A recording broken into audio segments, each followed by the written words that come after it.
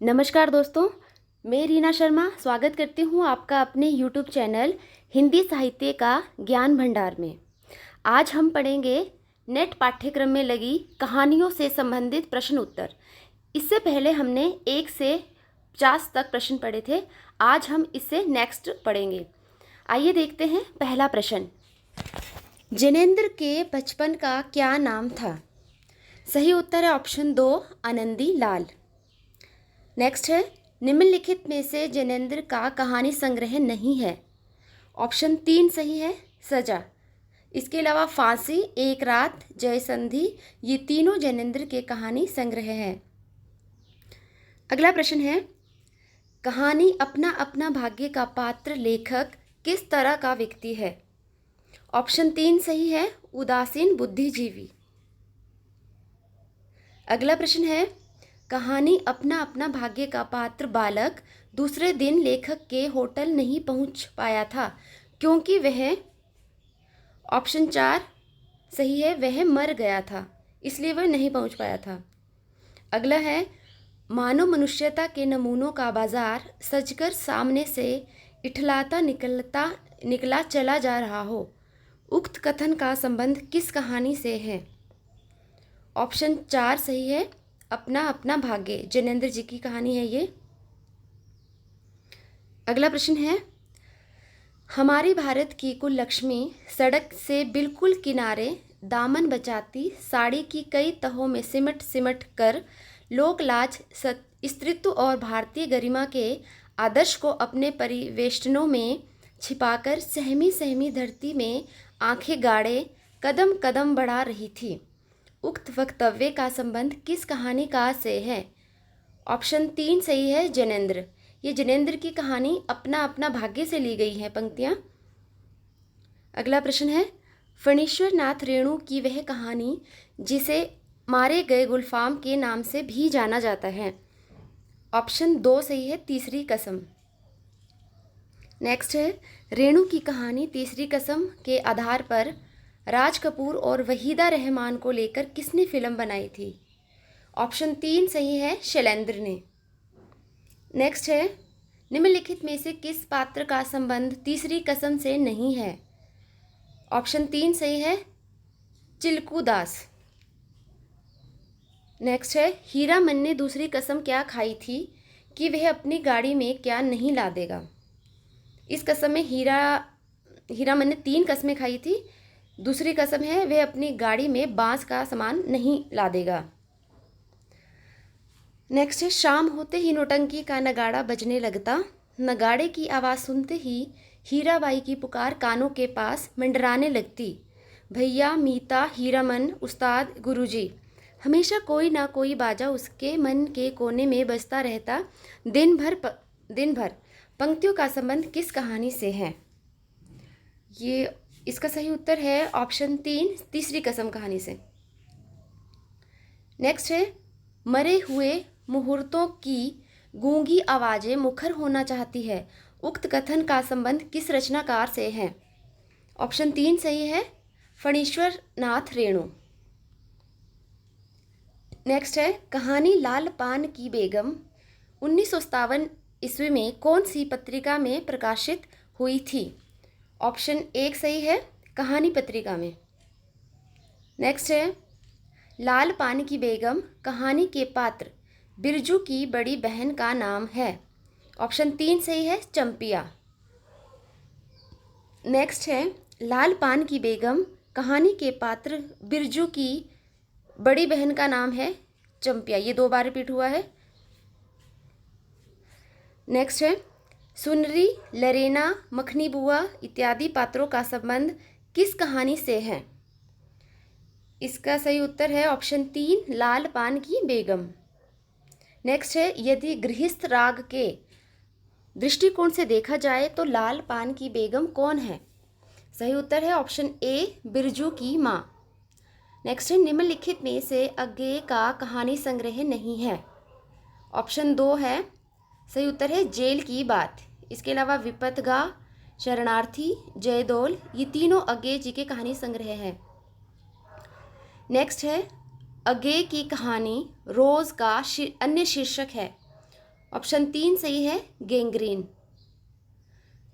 अगला प्रश्न है, कहानी गैंग्रीन में मालती के बेटे का नाम है। Option 2 TT. नेक्स्ट है, दोपहर में उस सूने आंगन में पैर रखते ही मुझे ऐसा जान पड़ा मानो उस पर किसी शाप की छाया मंडरा रही हो। उसके वातावरण में कुछ ऐसा अकथ्य, अस्पृश्य किंतु फिर भी बोझिल और प्रकंपमय और घना सा फैल रहा था।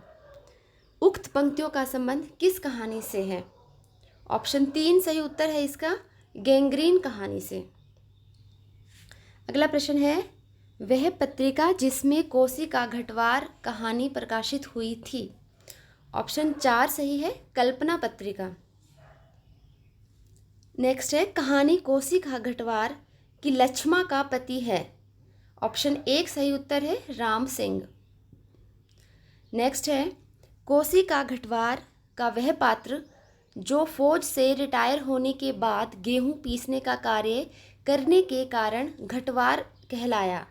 ऑप्शन 2 सही उत्तर है, गुसाई सिंह। अगला प्रश्न है, कभी 4 पैसे जुड़ जाए तो गंगनाथ का जागर लगाकर भूल चूक की माफ़ी मांग लेना। पूत परिवार वालों को देवी देवता के कोप से बचा रहना चाहिए। लक्ष्मा को यह सलाह कौन देता है? ऑप्शन 3 सही उत्तर है, गुसाई सिंह। अगला प्रश्न है, जिसके आगे पीछे भाई बहन नहीं, माई बाप नहीं, परदेश में बंदूक की नोक पर जान रखने वाले को छोकरी कैसे दे दें हम? उक्त वक्तव्य का संबंध किस कहानी से है? इसका सही उत्तर है ऑप्शन 4, कोसी का घटवार। कोसी का घटवार शेखर जोशी की कहानी है। नेक्स्ट है, दुख तकलीफ के वक्त ही आदमी आदमी के काम नहीं आया तो बेकार है।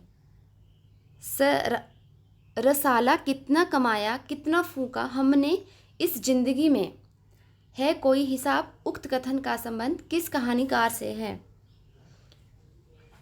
ऑप्शन 2 शेखर जोशी। नेक्स्ट है, भीष्म साहनी ने कौन सी पत्रिका का संपादन किया था? ऑप्शन 3 सही है, नई कहानियाँ। अगला प्रश्न है, निम्नलिखित में से भीष्म साहनी का कहानी संग्रह नहीं है। ऑप्शन ए सही है, काशी बाट। इसके अलावा भाग्य रेखा, वांगचू, निशाचर, ये तीनों कहानियाँ भीष्म साहनी की है। अगला प्रश्न है, कहानी अमृतसर आ गया है का वह पात्र जो प्रारंभ में डरपोक सा जान पड़ता है लेकिन अंत में उग्र रूप धारण कर लेता है। इसका सही उत्तर है ऑप्शन ए, बाबू। अगला प्रश्न है, उन्हीं दिनों पाकिस्तान से बनाए जाने का ऐलान किया गया था और लोग तरह तरह के अनुमान लगाने लगे थे कि भविष्य में जीवन की रूपरेखा कैसी होगी। उक्त कथन का संबंध किस कहानी से है? ऑप्शन 1 सही है, अमृतसर आ गया।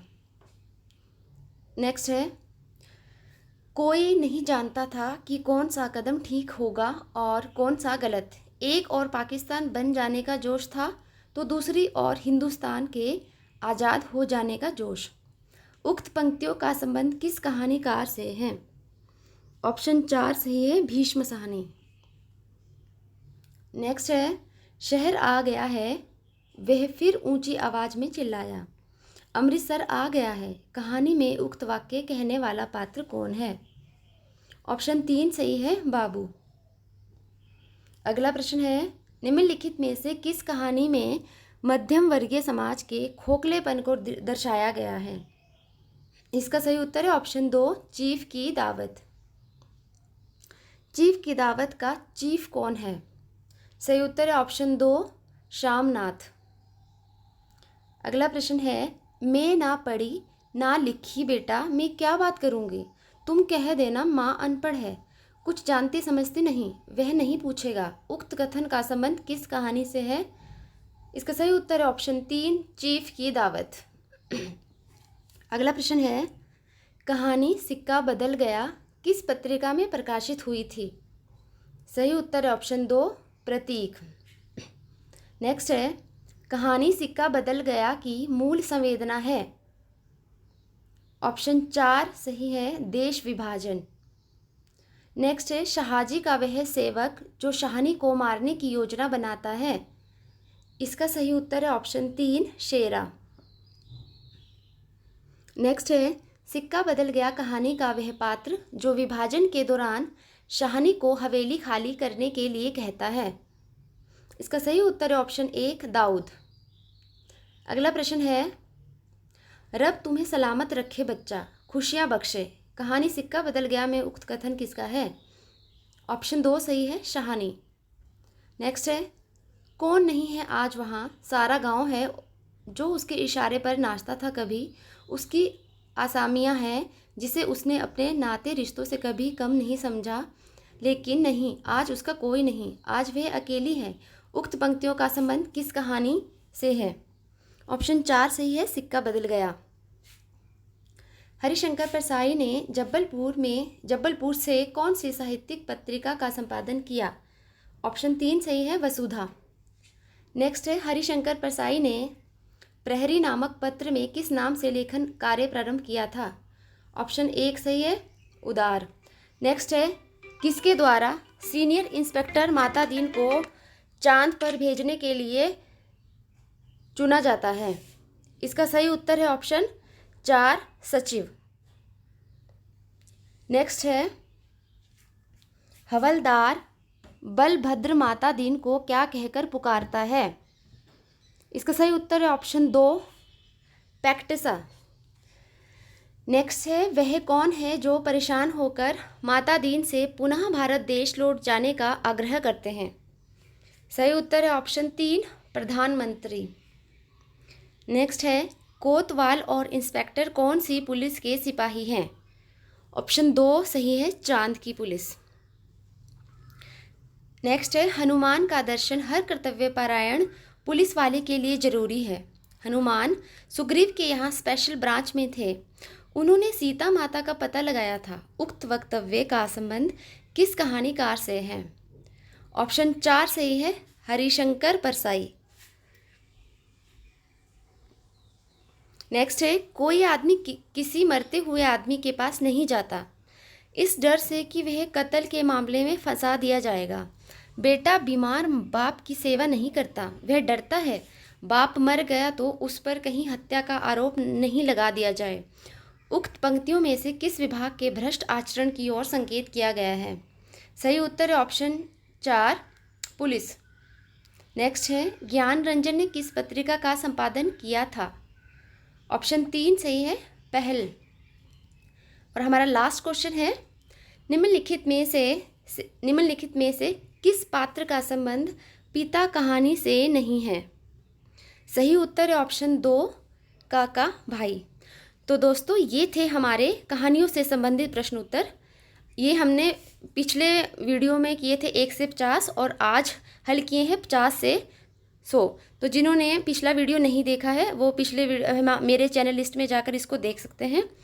अगर आपको मेरा वीडियो अच्छा लगा तो इसे लाइक करें, अपने दोस्तों के साथ शेयर करें और मेरे चैनल को सब्सक्राइब करके बेल आइकन दबाना ना भूलें, ताकि जो भी आने वाले वीडियोस हैं उसकी इन्फॉर्मेशन आप तक जल्द से जल्द पहुंच पाए। धन्यवाद।